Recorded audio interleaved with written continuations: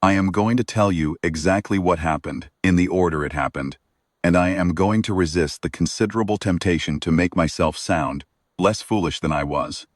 This is a formal deposition before the Kethosi Dominion Review Authority, Subboard for Frontier Incident Classification, and I understand that my testimony will be entered into the permanent record. I have been informed that there are 87 other depositions in this proceeding. I have been further informed that mine is the one the board has been waiting for. I am Vel Sorrath-Kaan, Fleet Captain, 3rd Tier, assigned at time of incident to command of the adjudication vessel Theranspire, Dominion Frontier Patrol Wing 14.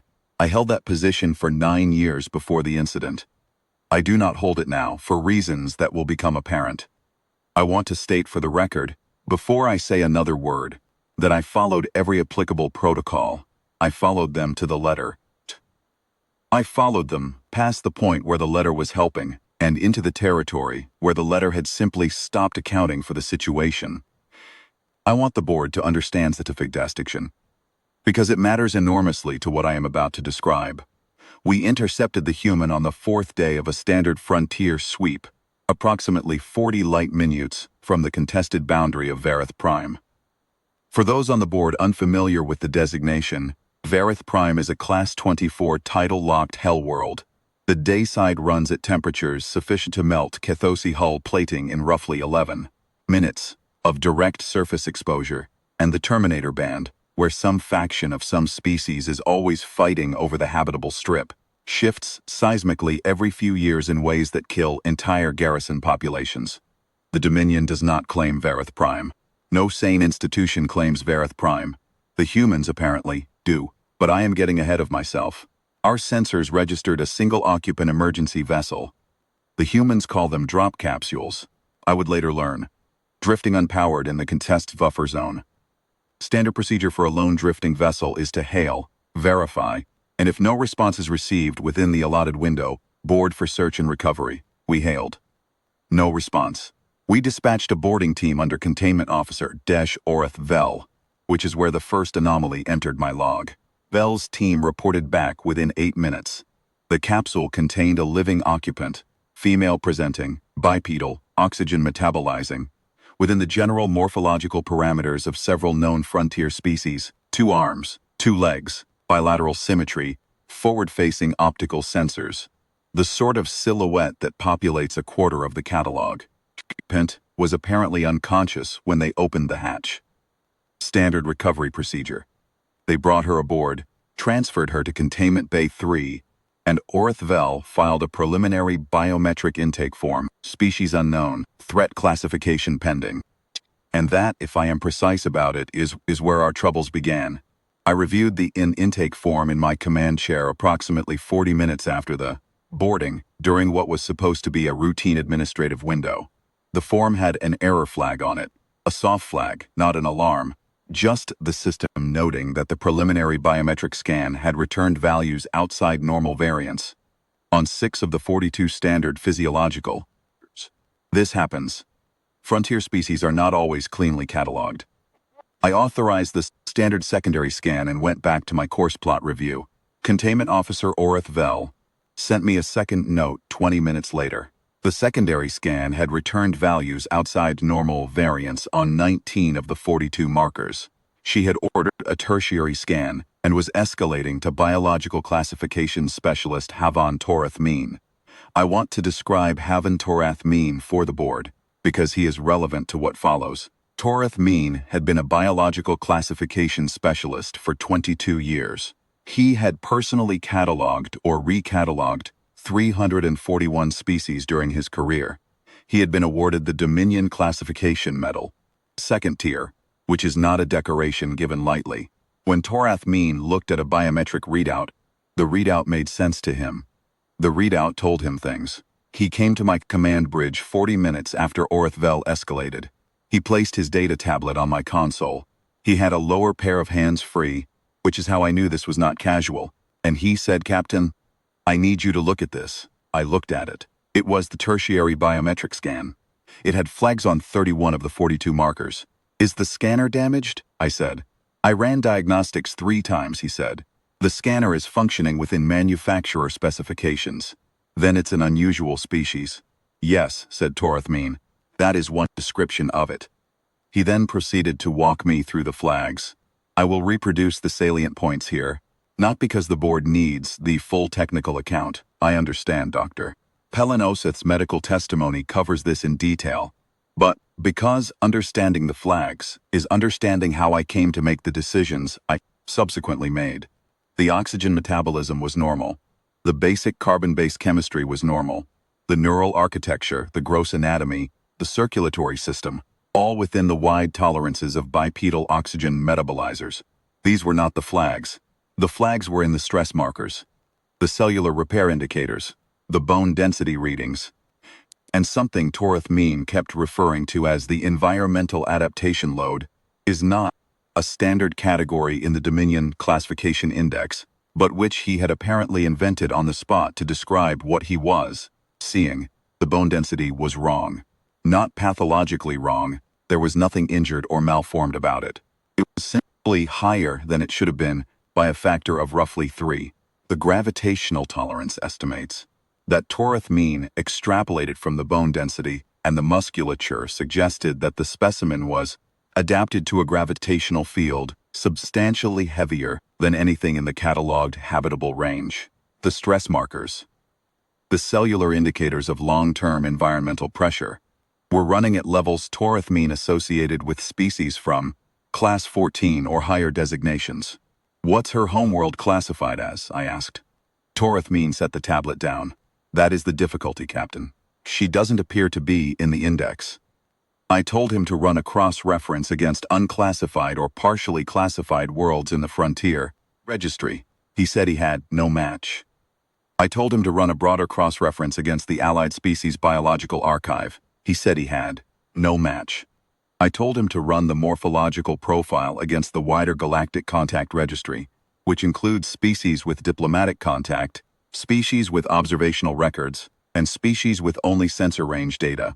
He said he had done that one too, in the 40 minutes before coming to my bridge, because he had wanted to give me a complete picture. No match within normal variance tolerances, so she's unclassified, I said. She is not in the index, Toreth-Kaan said carefully, which is a slightly different thing. Not being in the index is not the same as not existing.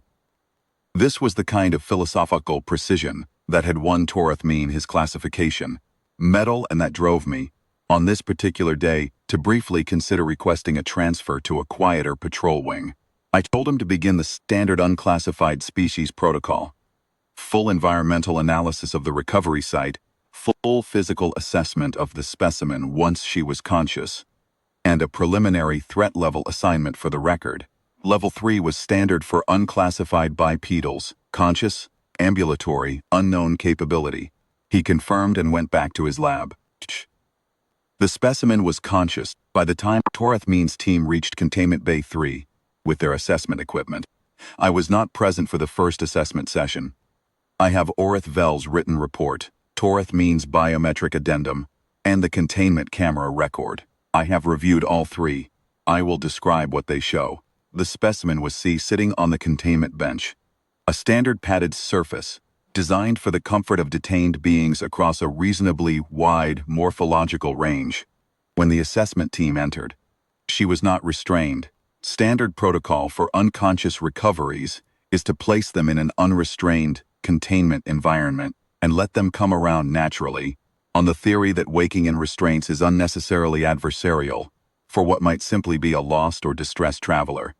She was, as I mentioned, small. I had not reviewed the physical measurements at that point, but watching the containment camera record later, the first thing that struck me was the scale of her against the containment bay furniture. Standard containment furniture is sized for the Kethosi median frame, which runs at approximately 2 meters and 4 upper limb spans wide at the shoulder. The human sat on the bench with roughly 30 centimeters of clearance on either side. Her legs, folded in front of her, left her feet on the bench surface rather than the floor. She looked like something that had wandered into the wrong room. She was looking at the door when the team entered, not at the ceiling, not at the walls, not at the emergency indicator panel with its Kethosi script. at the door. She had worked out which direction they would come from. Sorrath-Kaan greeted her in standard frontier diplomatic, is the language the Dominion uses when the species' native tongue is unknown. Most species show a recognizable response to standard frontier diplomatic even if they don't understand it.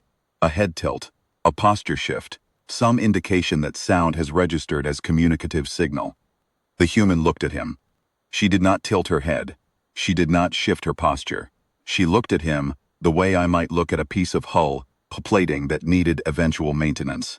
Something I had noted, registered the state of, and filed for later consideration.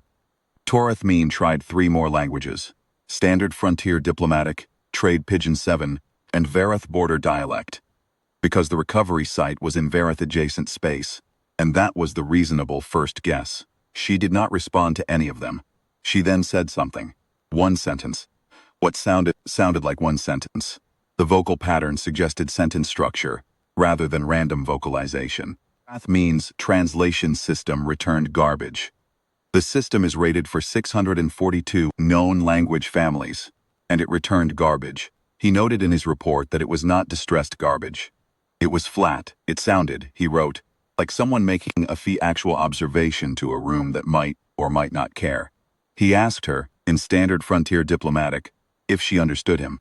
She said the same flat sentence again. He concluded, provisionally, that the translation system did not have her language in its database, and escalated for a linguistics specialist. Then he proceeded with the physical assessment components that didn't require verbal communication: measurements, reflex tests, pressure and temperature response surveys. He noted, in the biometric addendum, several things that I want to address in sequence. She let him take the measurements without difficulty. She cooperated with the instruments. She did not flinch, recoil, exhibit distress indicators at any point during the standard assessment battery. When the pressure cuff registered her circulatory response, it returned a reading that Sorrath-Kaan flagged as implausible and recalibrated. The recalibrated cuff returned the same reading. He recalibrated it again. Same reading. He noted that either the cuff was damaged. He ran diagnostics. The cuff was not damaged. Or the specimen's baseline circulatory pressure was genuinely 3 times the Kethosi normal range, which he had not, in 22 years, encountered in any bipedal species he had ever processed. She watched him recalibrate the cuff the 3rd time. He reported, in a note I found more revealing than he probably intended, that she appeared to be waiting for him to finish. The temperature and pain response surveys were where things started to accumulate. Standard assessment protocol includes a graduated contact temperature survey, a series of metal contacts applied to the skin surface, ranging from mild cool to what we classify as acute heat in the upper register. The purpose is to establish the species' thermal sensitivity range, which is relevant for containment environment settings and for threat classification. The contacts are not designed to harm. They are designed to measure. The upper end of the survey is calibrated at a level that produces a flinch response in every species Sorrath-Kaan had ever assessed, without exception. She did not move. She looked at the contact instrument the first time he applied the upper register contact, not at Sorrath-Kaan, at the instrument. Noting it, he applied the contact again. She continued looking at it. He wrote in his report, specimen either has substantially elevated thermal tolerance or no thermal pain response. Unclear which. Will note for escalation. He escalated. The reflexive impact survey came next, a standardized percussion test used to establish neural response time. He ran it at the standard setting, tapped the reflex point, and recorded the response time. He ran it at the elevated setting, intended for species with slower baseline neural transmission speeds. The response time at the elevated setting was, according to his instruments, essentially identical to the response time at the standard setting, and both were faster than anything in his reference catalog. For a bipedal of proximate mass, he ran it 3 more times, same result. He noted it, flagged it, and moved on, because he had 10 more survey items and he was already behind schedule. He came back to the reflexive results that evening, after the day's assessment was complete, and spent 2 hours trying to find an instrument calibration error that would explain them. He did not find one. He noted in an addendum he appended to his report that night that the response times were consistent with a neural architecture that maintained a higher baseline activation state than anything he had previously measured. Not a trained response, he emphasized, but a constitutional one. The neural baseline was simply faster. He compared it, in the same note, to the difference between a species that had evolved in a low predation environment versus one that had evolved in an environment where reaction time routinely the difference between survival and something else. He declined to speculate further. He flagged the note for my review and went to bed. Grip strength, measurement which comes last in the battery because it requires the most cooperation, was where Sorrath-Kaan stopped taking notes in the calm way and started taking notes in the careful way. He asked her, through pantomime, since they had no shared language, to close her hand around the measurement grip. She did. The grip registered at the top of the measurement range. He tried to recalibrate and try again. She watched him recalibrate with the same patient attention she had given the temperature instrument and the cuff. He handed her the grip a second time. She closed her hand around it with the same unhurried motion as the first time, no additional force, no adjustment, the same precise repetition that suggested she had simply given him the same output she had given the first time and could continue giving it indefinitely. The grip registered at the top of the measurement range again. The measurement range was calibrated for the upper end of what Sorrath-Kaan's experience told him was physically plausible for a bipedal of this size. He wrote, at the bottom of the page, consider recalibrating the instrument range. Current scale may be insufficient. He then added, in a smaller notation beneath, specimen appeared aware that the instrument was not measuring accurately. She did not appear to find this interesting. He left Containment Bay 3, filed his reports, and sent everything to me. I read the full biometric addendum before dinner. I ate my dinner without much appetite and read it again. I then read it a third time, 'cause the third reading was when I noticed that the flags Sorrath-Kaan had entered were not distributed randomly across the 42 markers, but clustered in specific categories. The categories that measured resilience, rather than the categories that measured sensitivity. Every flag for sensitivity was normal or low. Every flag for resilience, durability, and environmental load was off the high end of the range. This was not the profile of a damaged organism. It was the profile of a very specific kind of intact one. Read the full biometric addendum before dinner. I ate my dinner without much appetite and read it again. Linguistics specialist Vareth Prime arrived the following morning, having been routed up from the secondary survey team on the ship's lower decks. Vareth was younger than Sorrath-Kaan, less decorated, and considerably more unsettled by the containment camera record she had reviewed before coming to the bay. She brought an extended spectrum linguistics scanner, which is capable of breaking down acoustic patterns that have no match in the standard database and deriving provisional grammar structures from phoneme frequency analysis. It takes time. It is not the sort of tool you use when you're confident of a quick answer. I checked in on the Bay 3 situation via the camera feed from my command chair, while Avondale was setting up her equipment. The human was eating. Containment protocol for unclassified species specifies providing a nutritional supplement pack, a dense, shelf-stable bar designed to cover the basic metabolic requirements of most oxygen-metabolizing biologies without triggering known allergen responses. She had been given 3 of them over the previous 18 hours, which is the standard allocation. She was working through the current one without apparent urgency or enthusiasm. She ate the way she had watched Sorrath-Kaan recalibrate the cuff, noting the object in front of her, engaging with it appropriately, filing it. Avondale greeted her. The human looked up from the supplement bar, made brief eye contact, went back to the supplement bar. Avondale ran the extended linguistic scanner for 4 hours. At the end of 4 hours, she had a provisional phonemic map and a preliminary grammar hypothesis. She came to my command bridge to report. I have a partial structure, she said.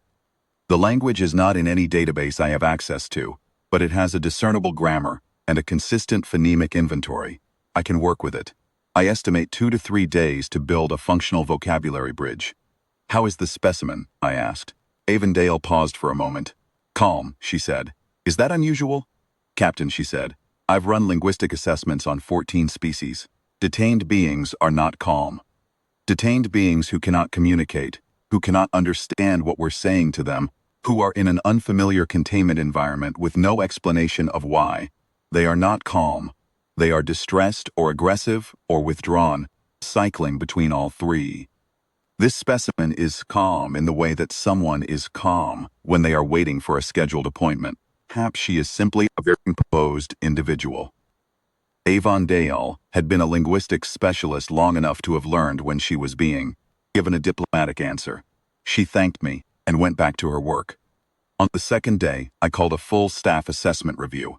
This is standard protocol for unclassified species detentions that have not been resolved within 24 hours. A roundtable of the relevant specialists to pool findings and establish a provisional threat classification, because threat classification governs everything from containment protocols to communication with command. I needed a number. Sorrath-Kaan, Vel, Avondale, and my tactical officer, Vel Sorrath-Kaan, attended, pulled the biometric summary onto the command display, and we went through it together. I should note, for the board's context, that overnight Sorrath-Kaan had not been idle. He had spent approximately 6 hours, which is to say, the hours he would normally have used for sleep, running a secondary analysis on the biometric data and attempting to locate the closest analogs in the Dominion's wider academic species biology catalog. The academic catalog is separate from the operational one. It is compiled by university researchers and frontier survey teams and contains partial profiles on hundreds of species that have never warranted an operational entry. He had been looking for anything in the thermal tolerance range, the bone density range, and the stress marker range that overlapped with what he had recorded. He had found 6 partial matches. All 6 were class 14 or above. The best match, the species whose biometric signature most closely resembled the humans on the relevant markers, was from a volcanic class 18 world in the outer belt. That species, Sorrath-Kaan noted, was considered one of the more physically capable species in the academic catalog. The human matched it on the relevant markers, but exceeded it on 3 of them. He reported this at the assessment review, with the careful, even voice he used when he wanted to convey information without editorializing. The rest of the room was quiet while he spoke. The bone density finding had been supplemented overnight by a full muscle fiber analysis that Sorrath-Kaan had run while the human slept. She slept approximately 4 hours, which he noted was on the short end of what he would expect for a being under detention stress, and the sleep itself showed a neural profile he characterized as extremely light, consistent with a high vigilance baseline rather than rest deprivation, and the fiber analysis had not improved the picture. The human's musculature, Sorrath-Kaan explained, was not the musculature of a species adapted to moderate gravity and periodic exertion.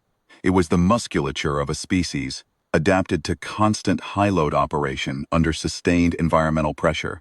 He pulled up a comparison chart showing the muscle fiber density and fast twitch ratio distribution against the Kethosi catalog. The human's numbers fell off the right edge of the chart. She's that much stronger than her size suggests, I said. It's not just strength, Sorrath-Kaan said. It's the adaptation architecture. This is a body built for a hostile environment in the same way that the Vrathi are built for. Vareth Prime, not a fighting specialization, not a predator optimization, but a general survival optimization running at a very high baseline. Vareth Prime is class 16. Whatever she comes from runs hotter than Vareth Prime. Vel Sorrath-Kaan, who was a tactician, and therefore built his professional life around threat assessments, had been doing arithmetic quietly in the back of his mind for the past several minutes. Tell by the way he was looking at the comparison chart. If she's class 16 equivalent or above, he said carefully, standard containment protocols are rated for class 12 and below. Yes, I said. He did not say anything else. He was a tactician. He didn't need to say anything else. Vel, who had been quiet through most of the meeting, said, "She hasn't tried to leave." We all looked at her. "The containment bay door," she said. "The locking mechanism is standard. I've checked the containment camera record.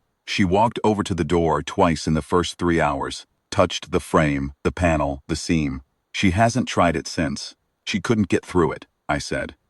Captain, said Vareth Vel, based on what Toreth means numbers are suggesting about her physical capabilities, could she get through it?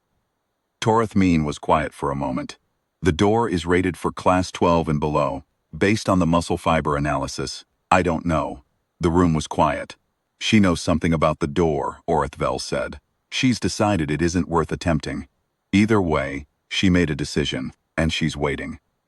I noted this in my log, and assigned Vareth Vel to check the door rating against the current biometric estimates and recommend a containment upgrade, necessary. The containment upgrade recommendation arrived 4 hours later. We upgraded to Class 18 rated containment on Bay 3. This required removing the specimen temporarily to the medical bay while the installation team worked, and she cooperated with the transfer without difficulty. Walked where Vareth Vel indicated, sat where she was gestured to sit, watched the work crew and reinstall the door assembly. With the patient expression I was becoming very familiar with through the camera feeds, I wrote to command that evening with a status report. I filed the specimen under classified bipedal, frontier intercept, threat level assessment pending. I noted the biometric anomalies and requested a specialist support consultation. I noted that we had not yet established verbal communication and that a linguistics specialist was working on it. I noted that the specimen had been cooperative and calm throughout, which I thought would be read as reassuring, and which I now understand was the most significant data point in the entire report. Command responded the following morning. They appreciated the update. They advised me to continue current protocols. They noted that the board's Frontier Encounter Registry did not have a matching profile, but that this was not unusual in the outer buffer zones. They reminded me that threat level assessments should be finalized within 72 hours per standing protocol. They did not ask any follow-up questions about the biometric anomalies, which tells me, in retrospect, that the Standard Encounter Registry and the Restricted Registry were being reviewed by different people, and the people reviewing my report were looking at the wrong one. I read that reminder, noted the time remaining, and went back to the bridge. On the morning of the third day, Avondale had enough for a functional vocabulary bridge. Not full translation, a vocabulary bridge, meaning a shared reference framework built from pointing at objects and recording the human's acoustic response to each, combined with the grammar hypothesis, to allow basic question and answer exchanges. She had spent 2 full days on it, and she was proud of the result, which I understand. Under normal circumstances, it was genuinely good work. I went to Containment Bay 3 myself for the first exchange. I want to note, for the board, that I had watched approximately 6 hours of containment camera record by this point. I knew what the human looked like sitting on the bench. I knew the way she moved, which was economical. Nothing wasted, nothing dramatic, very little that wasn't purposeful. I knew she had slept 4 hours the first night and approximately 5 the second, each time in the same position, on her side facing the door. I knew she had eaten every supplement bar she had been given, and asked for water 3 times by pointing at the water dispenser, which Vareth Vel had granted, because it was a reasonable request, and we were trying to maintain a cooperative environment. I knew all of this before I walked into the containment bay. I walked in anyway, because I am a fleet captain, and it is my job to make decisions on the information I have, rather than the information I would prefer to have. She was sitting on the bench. She looked up when I entered, made eye contact, with me specifically, not with Avondale, come in first with her translation tablet. With me, she had already worked out who was in charge. I do not know how she had worked it out. She had. Avondale began the exchange, standard identification questions first, name, origin, purpose in the buffer zone. She used the vocabulary bridge, pointing at herself and stating her name, then pointing at the human with a rising intonation. The grammatical signal for question that Avondale had derived from the phonemic analysis. The human said a word, short clipped 2 syllables. Avondale noted it and responded with more pointing. The origin question, pointing at the floor and then pointing outward, a gesture intended to convey, where do you come from? The human said something longer. 4 words. Measured, not hurried. Avondale ran it through the bridge. Partial resolution, she got Vareth and a number. And a third word that the bridge translated provisionally as assigned or stationed. She showed me the tablet. She's from Vareth, I said. She's from the garrison, Avondale said quietly. Or she was. I asked through Avondale what had happened to her vessel, she answered. Avondale ran it. The translation came back. Surface engagement evacuation protocol, beacon activated. She had been in the capsule for approximately 11 days. 11 days. Standard emergency capsule life support runs at rated capacity for 6 days. For 6 days, the oxygen recycler degrades and the temperature control fluctuates. After 8 days, the water ration is exhausted. After 10 days, the supplemental nutrition is gone. We carry this information because we occasionally recover occupied drifting capsules. And the first question is, always whether the occupant can still be helped. 11 days, I said. Avondale asked via the bridge. The human said something, then held up both hands, fingers spread. 10, then one additional finger. She looked at me with an expression that I can only describe as being entirely unbothered by what she had just communicated. I noted this in my log. I did not say anything for a moment because I was recalculating a number of things simultaneously. Then I asked through Avondale what she was. I want to be precise about what I mean by what. I did not mean her species. I meant her role, her designation, her military function, because it was now apparent that this was a military matter. Avondale translated my question using the vocabulary bridge's closest approximation to role or function, the human answered. 2 words clear, the bridge returned, ground ranger or possibly surface hunter.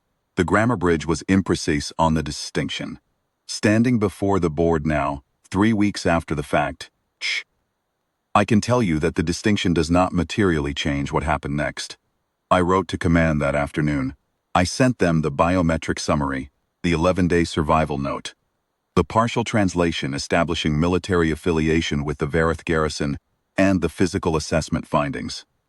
I marked it priority 2, which is 1 tier below immediate action required, because I was not yet prepared to write immediate action required about a small being sitting quietly in Containment Bay 3 eating supplement, bars. I asked command to cross-reference the species profile against Vareth Prime garrison records and advise. Command responded in 4 hours, was faster than usual, and told me to stand by. I stood by. They came back 8 hours later with a species designation that I had not seen before. I will not reproduce the designation here because the board already has it in the record under sealed Exhibit 7, but the relevant facts were as follows. The species was known to Dominion intelligence. It was not catalogued in the standard civilian database, which is why Torith means searches had returned nothing. It was in a separate registry. A restricted registry. A registry that, I want to state clearly for the board, I had not previously known existed, and for which I had apparently held clearance for 6 years without being informed that I held it or what it contained. The species' homeworld was a Class 24 designation. Tidal-locked volcanic terminator band, atmospheric pressure 2.5 times Kethosi standard, gravity 1.6 times Kethosi standard, native biosphere classified as hostile to nearly everything that had tried to live on it. Across the entire catalogued geological record, the species had evolved on the surface, not in protected habitats, not in engineered environments. On the surface is a sentence I have now read approximately 40 times, and which still produces in me the same quiet unease it produced the first time. The restricted registry entry noted, under the heading Threat Evaluation, the following sentence, which I am going to read into the record verbatim because it matters more than almost anything else I am going to say today. Species exhibits extreme baseline physical resilience, high environmental adaptation load, and documented high-risk combat capability in contested frontier engagement. Do not engage without significant force superiority. Do not detain without Class 20 rated containment. Class 20 rated containment, I had upgraded to Class 18. Along with the registry entry, Command transmitted a second message, separate from the first, marked urgent. They were sending a classification specialist from the Intelligence Directorate, a frontier senior analyst named Assav Therak Vel, apparently had field experience with the restricted registry entries. He would arrive by fast courier in approximately 18 hours. I was instructed to continue current containment protocols until his arrival and to ensure full cooperation from my staff. I want to note that I found the arrival of a Frontier senior analyst from the Intelligence Directorate, delivered on an urgent courier, somewhat at odds with the tone of the previous 3 days of communications, during which Command had treated this matter as a moderately unusual Frontier encounter, requiring standard protocols and a timely threat classification. I noted this discrepancy in my log without comment. What I felt in the next several minutes was not panic. A fleet captain, tier, does not panic.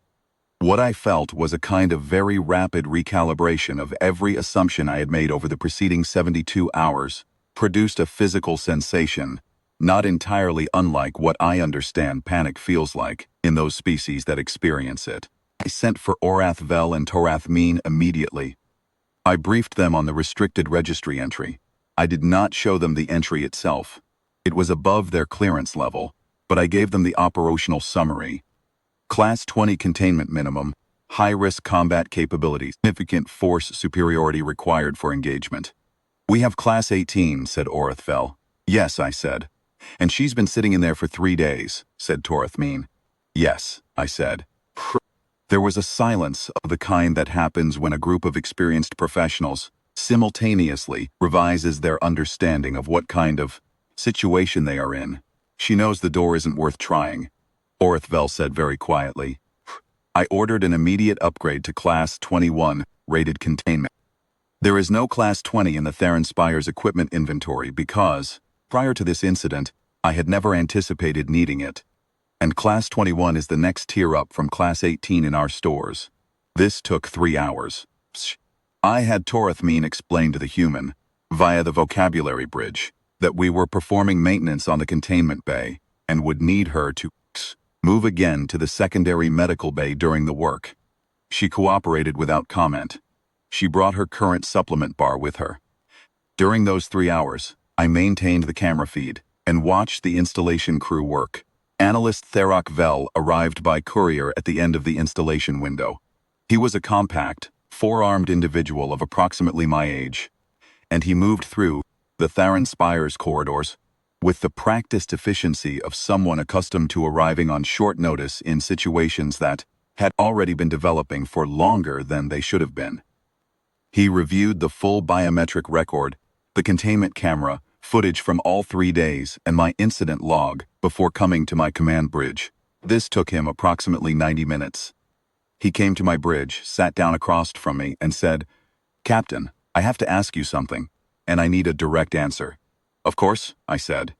"In the 3 days since you recovered this specimen, has she taken any action that you would characterize as hostile?"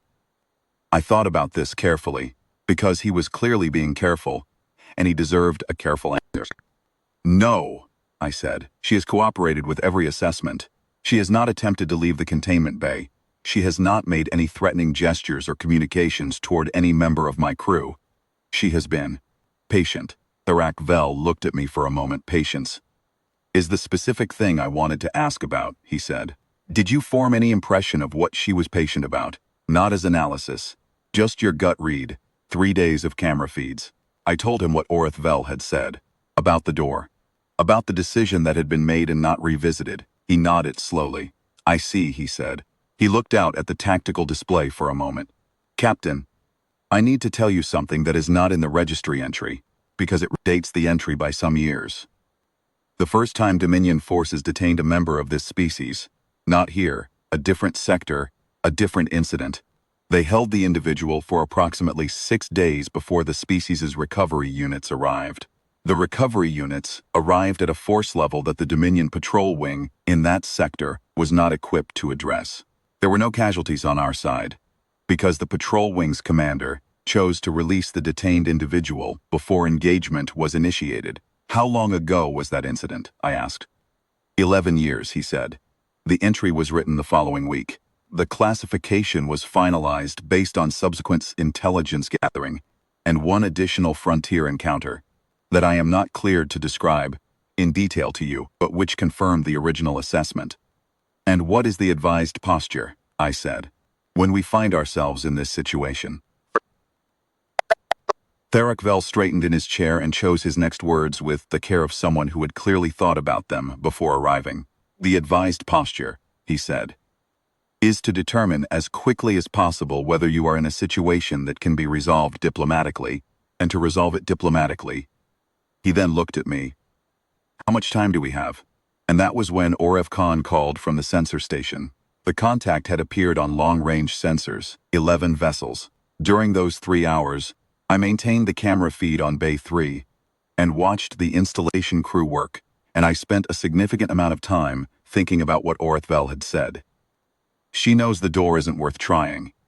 I had been interpreting that, until now, as a finding about the door, meaning that she had assessed it and found it too strong. I was beginning to understand that it might be a finding about her, meaning that she had assessed the situation and found the door irrelevant. She was not trying to leave. Not because she couldn't, because she had already arranged to be collected. When the Class 21 installation was complete, Sorrath-Kaan relayed to the human, via the bridge, that the work was done, and she could return to Bay 3. She stood up from the secondary medical bay bench, without comment, and walked the route back. She had now traversed 3 times, and had apparently memorized after the first. She sat down. She took out her current supplement bar. I watched this on the camera feed from my command chair. Analyst Vareth Vel, who had reviewed everything, and was now sitting quietly at a secondary console on the bridge, watched it with me. After a moment he said, "Is she eating?" "Standard nutritional supplement," I said. "Protocol allocation." "She's been on those for 4 days?" "Yes." He was quiet for another moment.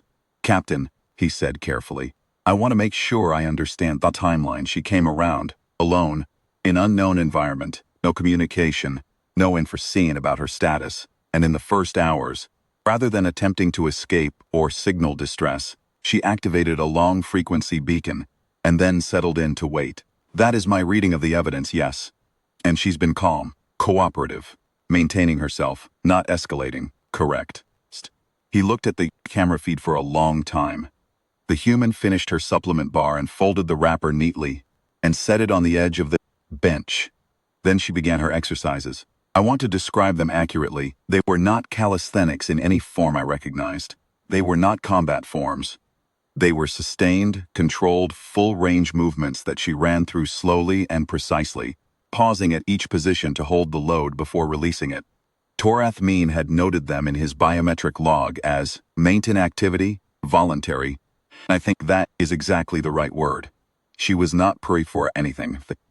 She was not releasing tension. She was simply servicing herself, the way a soldier checks and oils a weapon that may need to function at any time and therefore must be kept at function at all times. The exercises lasted approximately 40 minutes. She did not rush any of them. When she was finished, she sat back down on the bench, folded her hands in her lap, and appeared to return to waiting. Vareth Vel said nothing for a long moment after she finished. Then, "How big is the formation you're expecting?" I told him I didn't know yet. He looked at me. "Whatever size it is," he said. "I would strongly advise that your posture when they arrive communicates clearly that this was a recovery assist rather than a detention." "That was my intention," I said. "Good," he said. And then, quietly, "Because the distinction is going to matter a great deal to whoever is on the other side of that communication, I sent a priority 1 message to command. This message differed from the previous ones in tone, and I want to read my exact wording into the record. We are holding what the restricted registry designates as a Class 24 adapted combat specialist from Vareth Prime garrison, under Class 21 containment, without significant force superiority. Species entry advises against detention under these conditions. A long-range pack recovery beacon has been active since the specimen came aboard. Recovery formation is in transit to our position. Please advise on appropriate posture for fleet approach and provide guidance on diplomatic release protocols. Request immediate response." I received no guidance before the sensor contact arrived. I want that in the record as well. On the morning of day 4, while I was still waiting for command's guidance and while Vareth Vel was reviewing the biometric archive in the secondary conference room, I went back to the containment bay.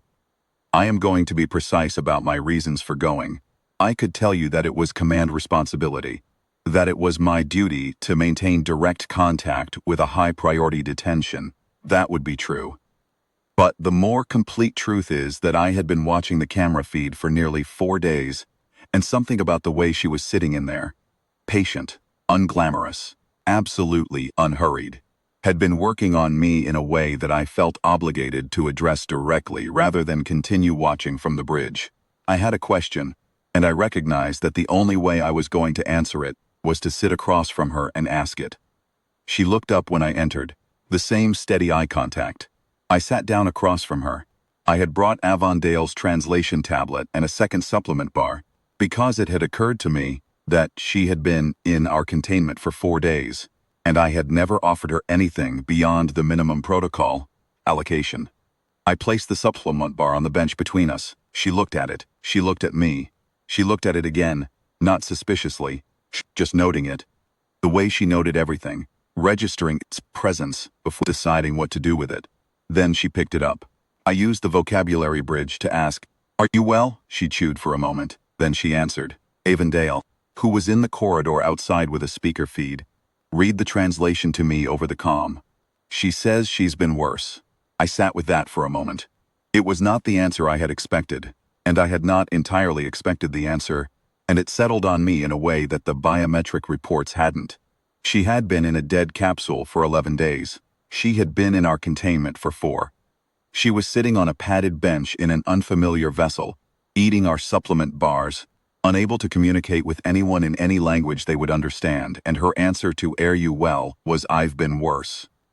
Not protest, performance, not a bid for sympathy, a calibration.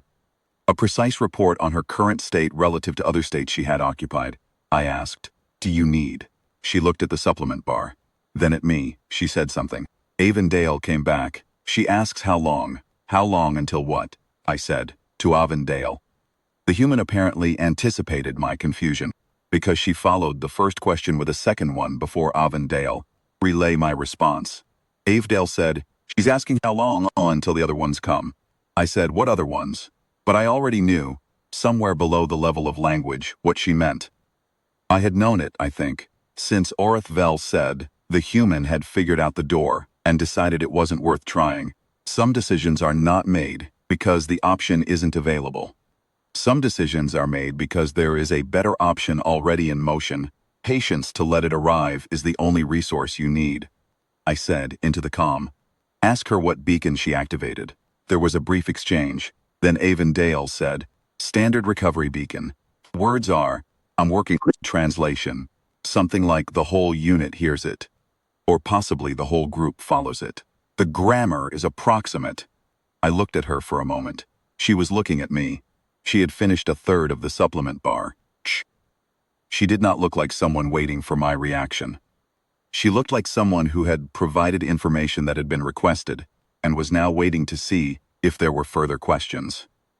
There was a quality to her patience that I want to try to describe, because I have been trying to describe it to myself for 3 weeks. And I think the board should have my best attempt. It was not the patience of resignation. It was not the patience of despair or exhaustion or having no alternative. It was the patience of someone who had an appointment at a known time and was simply filling the intervening hours usefully. She had places to be. Places were not here. The time had not arrived. When it arrived, she would go. Until it arrived, she would eat our supplement bars and do her maintenance exercises and answer our questions when asked, and she would not waste energy on anything that wasn't necessary. Because she had clearly spent 20 years, or however long it had been developing, the judgment to know what was necessary and what wasn't. I ended the session. I walked back to my command bridge. I pulled up the sensor logs from the preceding 4 days and told my technical officer, Vel Sorrath-Kaan, to run a low-frequency signal analysis on everything we had recorded from inside Containment Bay 3 since the human was transferred aboard. Him 12 minutes to find it. A faint, low-frequency pulse, intermittent, inside the containment bay. Not on any frequency we monitor for communications or threat assessment. On a frequency we use for geological survey readings, which is why it had not registered as anything other than background noise. She had been transmitting since we brought her aboard. I want the board to understand the sequence here, because I want it in the permanent record. She had come around in the containment bay, alone, in a species unfamiliar environment, with no communication and no information, and before she had eaten her first supplement bar, and before she had spoken her first word to Torathmene's assessment team, she had activated a beacon. She had then spent 4 days being assessed, eating our supplement bars, cooperating with every instrument Torathmene put in front of her, sleeping 4 hours a night, and waiting for the beacon to resolve. She's not tried to break the door. She had been waiting. Analyst Vareth Vel, when I showed him the signal analysis, said nothing for a moment then. That's a long-range pack recovery frequency. I've seen this in the intelligence reports. He looked at the readout. They're already coming, Captain. This is not a search beacon. This is a location marker. She doesn't need them to find her. She needs them to know exactly where she is when they arrive. The Theron Spire on sensor alert status, not full combat alert, because I was not prepared to make that declaration about a being sitting in my containment bay eating supplement bars. But alert status, with all external sensors at maximum sensitivity and the full tactical display running on the main bridge console, I sent command another message. I told them about the beacon. I told them that I believed a recovery unit of unknown composition was in transit to our position. I asked again, guidance. I requested specifically any information the restricted registry had about the species' recovery protocols and naval capabilities, since those were the 2 pieces of information I most urgently needed. Command told me to stand by. I have noted, in every supplemental report I have filed since this incident, that standby is not guidance. I want to note it again here, board's consideration, in the context of what happened next. Vareth Vel stayed at the secondary console. He did not tell me what to do. He pulled up the restricted registry entry one more time and read through it in the manner of someone reviewing a document they had read many times before, looking for a detail that would help. I do not know if he found it. He closed the entry and sat quietly, and we waited together. What happened next was a sensor contact. At maximum sensitivity, at a range that I will note was significantly beyond our standard detection threshold, my sensor arrays registered an approach. Multiple contacts. Moving in a formation that was not consistent with survey or patrol doctrine, was consistent with intercept doctrine. Clean, direct, no navigational uncertainty, no search pattern, no sweep. A formation moving with the precision of a party that already knows exactly where it is going. My technical officer ran the signature analysis. He ran it twice, because the first result seemed implausible. He came to me with the second result and placed his tablet on my console. The approach vector was precise. Not approximately toward us. Exactly toward us. They knew where she was. Signature analysis could not positively identify the fleet type. The restricted registry entry did not include a detailed sensor profile of the species' naval assets, which is information I intend to address separately in my written recommendations to the board. What the analysis could tell me was the following. There were 11 vessels on approach, ranging from small to very large. The largest was approximately 3 times the displacement of the Theron Spire. The formation was organized and fast. Course had not deviated since first detection. They were not searching. They were not sweeping. Working. They were coming directly to my position with a precision that could only come from a continuous, accurate location signal. The beacon she had been running for 4 days. Vareth Vel looked at the tactical display. He looked at me. He said, "Captain, I believe the time for deliberation has passed." I looked at the tactical display for a long moment. 11 vessels, the restricted registry, do not engage without significant force superiority. I had 1 vessel. I had a detained woman sitting in a Class 21 containment bay who had never tried to leave because she already had 11 ships on the way. And those ships were now close enough for my sensors to count them. I opened the containment bay door. I want to be precise about my reasoning, because I want it in the record, and I want it stated clearly so that the board understands what I was doing when I made this decision. I was not panicking. I was not abandoning protocol. I was applying the only available reading of the situation that was consistent with all Information I had. The party arriving was coming regardless of what I did. The registry had told me I was already operating below the advised containment threshold. Holding her was not a viable posture against 11 vessels. Leasing her was the only action available to me that acknowledged the actual situation rather than the situation I would have preferred to be in. I went to the bay myself to open it. Vareth Vel walked with me. He did not offer to come. He simply fell into step beside me, and I did not object. 2 fleet officers, walking to the containment bay together, at a measured pace, in a way that communicated intention rather than urgency. She was sitting on the bench when I walked in. She looked up. I held up the vocabulary tablet. I had pulled up a Vendale's bridge, and I typed the for free or release that Avondale had noted as a vocabulary entry. I pointed at the door. I stepped back. She stood up. She was, as I have noted, small. The top of her head came to approximately my collarbone, which on a Kethosi frame is not a significant height. She picked up the remainder of her supplement bar from the bench. She looked at me for a moment, and I want to try to describe that look accurately because I think it is the most important detail in my entire testimony. She was not angry. She was not threatening. She did not look at me the way a detained being looks at the person who has been keeping them, with resentment or triumph, urgency.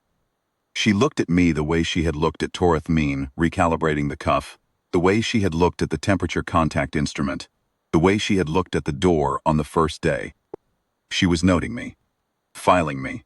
She had, in that look, already decided what category I belonged in and saw no reason to revisit the classification. Then she looked at Vareth Vel, a slightly longer look, assessing something she apparently found relevant. Then she looked back at me. She walked past me and out the door. I followed at a respectful distance to the main airlock. Vareth Vel followed at my shoulder. She navigated the corridors without hesitation.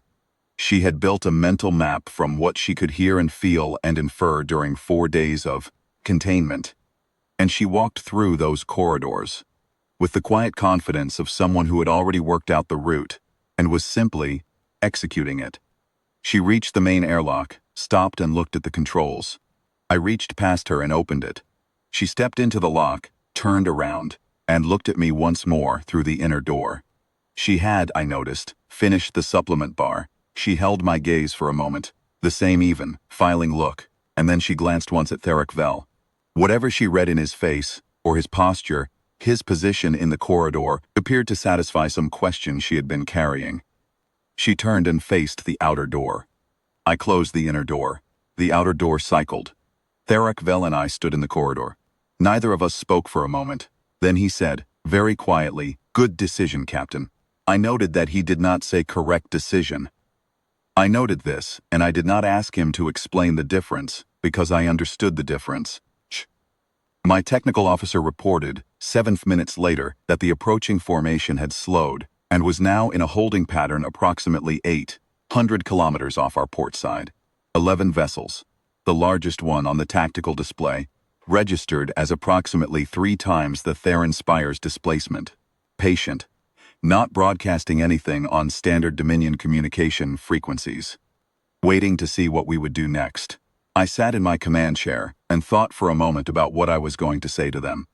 I opened a broadcast on every communication frequency my ship could generate and transmitted a simple packet.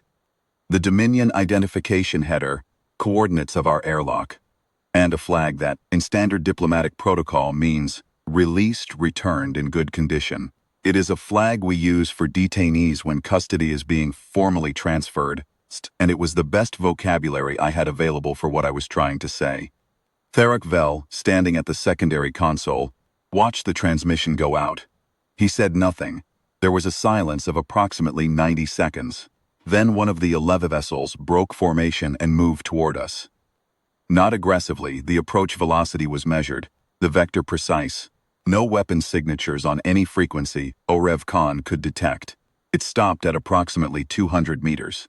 An energy lock extended from its hull and made contact with our outer airlock door. She was gone in less than 40 seconds. The 11 vessels held their position for 4 minutes after the lock disengaged. I remained at my console. My crew remained at their stations. No one spoke. I do not think anyone on the bridge drew a full breath during those 4 minutes. and I am including myself in that. Vareth Vel's hands were still on the edge of the secondary console. He was watching the tactical display with the concentration of someone reading a text in a language they know well but rarely have occasion to use. Then the formation turned. No communication, no acknowledgement, no signal on any frequency. They simply turned and accelerated on a heading away from us, and within 20 minutes they were beyond sensor range, even at maximum sensitivity. I filed my incident report that evening.